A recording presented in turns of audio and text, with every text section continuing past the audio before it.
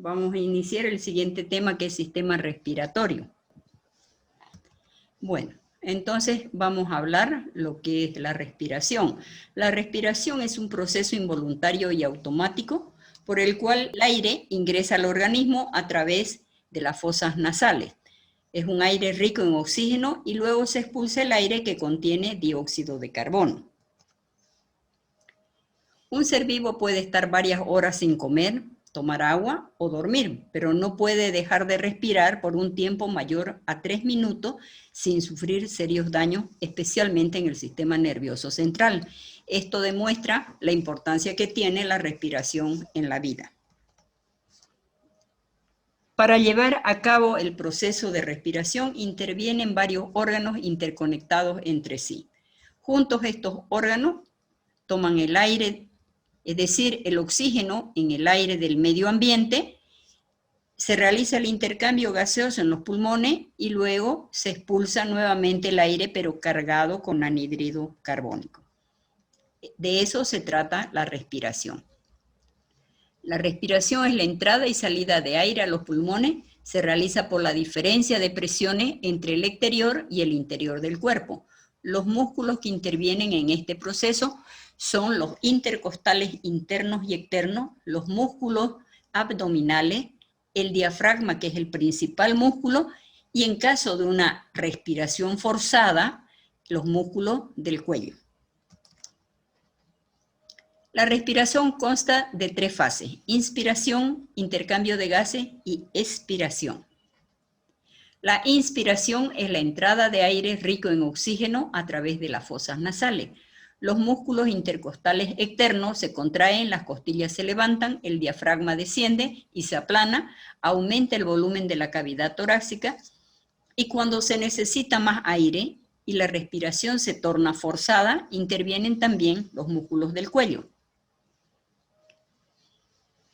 Intercambio gaseoso. Esta función permite que el organismo utilice el oxígeno para la combustión de los elementos energéticos que proveen calor y energía. Es el intercambio del oxígeno utilizable por el anhídrido carbónico de desecho de la célula y el aire atmosférico. Expiración. La expiración es la salida del aire cargado de anhídrido carbónico desde los pulmones a través de las fosas nasales hacia el exterior. Los músculos intercostales externos se relajan, el diafragma sube, obligando a los pulmones a expulsar el aire. Entonces es cuando los músculos intercostales internos se contraen, al igual que los músculos abdominales, disminuye el tamaño de la cavidad torácica y de este modo el aire cargado de anhídrido carbónico sale. Aquí podemos apreciar en esta imagen, pues, cuando hay la contracción y el descenso, es decir, cuando hay una inspiración, hay la entrada de aire. Fíjense que se desciende el diafragma, prácticamente está plano, se llenan los pulmones de aire, intervienen los músculos intercostales, y sin embargo, en el caso de la expiración, que es la salida del aire, entonces vemos que la cavidad torácica disminuye de tamaño. ¿Por qué? Porque al relajarse el diafragma se eleva, también hay relajación de los músculos intercostales, hay relajación de los músculos pectorales, disminuye la cavidad y el diafragma al apretar, al subir y quedar así como lo ven aquí, arqueado, aprieta los pulmones y hace que el aire que está contenido en los pulmones salga como expiración.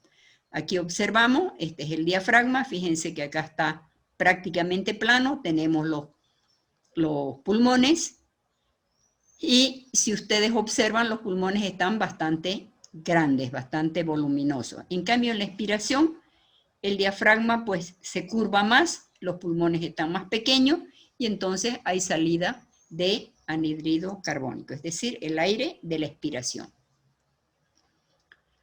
Los órganos que componen el sistema respiratorio tenemos las fosas nasales, la faringe, la laringe, la tráquea, los pulmones, los bronquios, bronquiolos y los alveolos pulmonares. Aquí apreciamos una imagen en la cual vemos los pulmones y vemos la estructura, diríamos, principal, que son pues los alveolos pulmonares, que es donde se realiza el intercambio de los gases, es decir, la entrada a la sangre de oxígeno y la salida de la sangre de anhídrido carbónico. Ese intercambio se realiza a través del sistema circulatorio, es decir, a través de los eritrocitos, que gracias a la presencia de la hemoglobina es la que realiza justamente este intercambio gaseoso.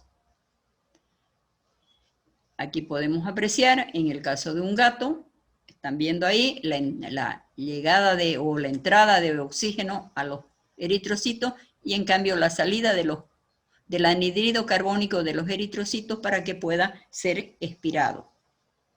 Igual sucede en el caso del perro, podemos apreciar la ubicación y el tamaño de los órganos. Asimismo, en el equino, lo que hay que destacar acá es el tamaño, un gran tamaño que tienen los pulmones en el caso de los equinos. Vías de conducción del aire. Las vías de conducción del aire son fosas nasales, la boca, en caso de una extrema necesidad donde no se pueda utilizar las fosas nasales, la faringe, la laringe, la tráquea, los bronquios y los bronquiolos.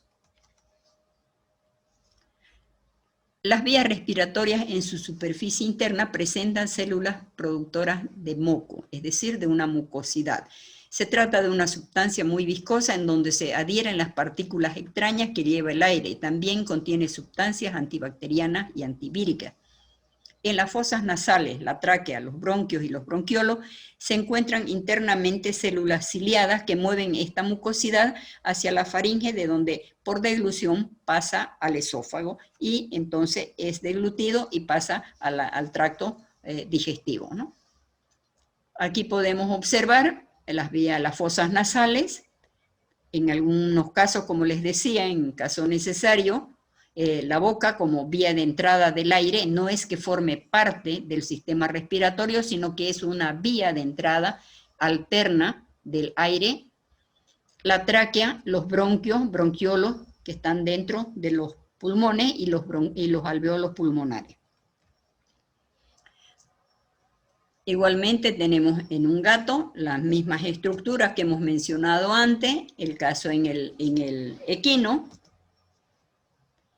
Y luego vamos a ver entonces las funciones. Empezamos por las fosas nasales. Las fosas nasales son dos orificios cubiertos por vellosidades con células que secretan moco. El aire se inhala por las fosas nasales, en donde se humedece, se filtra, se calienta y se percibe también el olor. Luego pasa a la faringe. La laringe se encuentra a continuación de las fosas nasales, es una estructura común para el sistema respiratorio y el digestivo. Se extiende desde la base del cráneo hasta la sexta vértebra cervical aproximadamente. La faringe consta de 3 porciones. La porción nasal o rinofaringe, la porción bucal u orofaringe y la porción laringea o laringofaringe.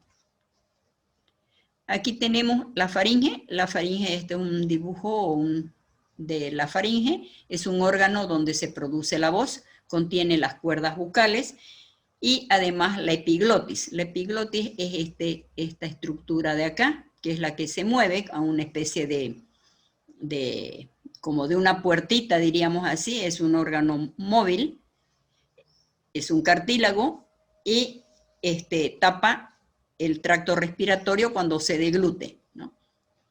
Y el sistema pues, de fonación se mueve cuando se va a emitir sonido. Al dejar de respirar por unos segundos, la epiglotis impide que los alimentos, que era lo que les decía, puedan pasar al tracto respiratorio. La laringe es un órgano cartilaginoso que sirve de comunicación entre la faringe y la tráquea, en cuyo interior se encuentra la epiglotis y las cuerdas bucales, productoras de la voz. Aquí podemos observar, pues, las cuerdas bucales son estas de acá, que permiten justamente emitir el sonido que todos emitimos, ¿no? Eso se realiza porque el aire al pasar por ahí hace que vibre y entonces se produce el sonido que denominamos voz. La tráquea es un tubo formado por anillos incompletos de tejido cartilaginoso parecidos a una C. Los extremos de esta C están unidos por músculo y se mantienen siempre abiertos. La tráquea es la vía aérea principal de los pulmones y se divide en dos ramas grandes que se llaman bronquios.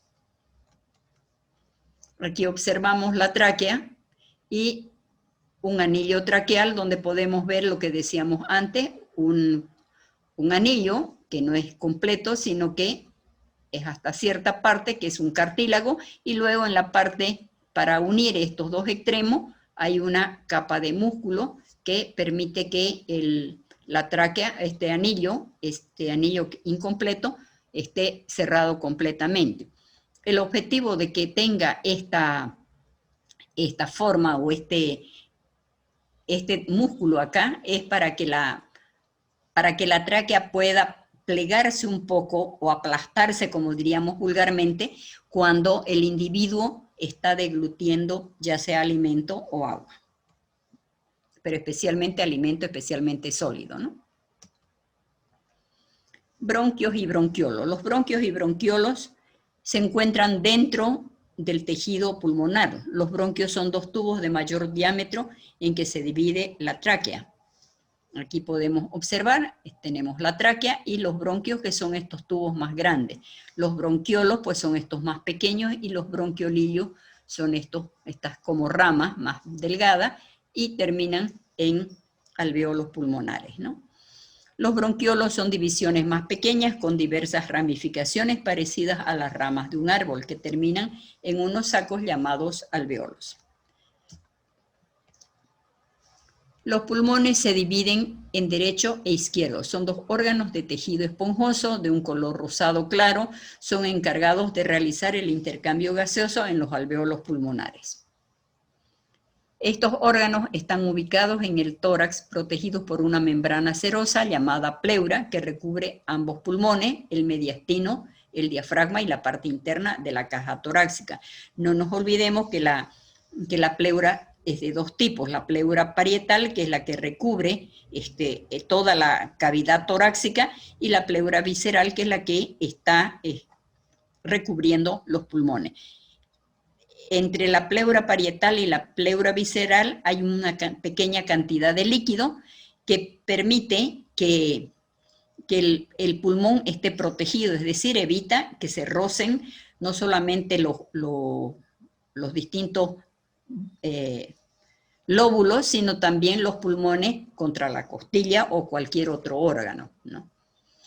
Los pulmones, el pulmón izquierdo tiene una concavidad, aquí podemos apreciarla en la imagen, que es donde se aloja el corazón y se la llama cavidad cardíaca. Esa es una característica en el caso del pulmón izquierdo.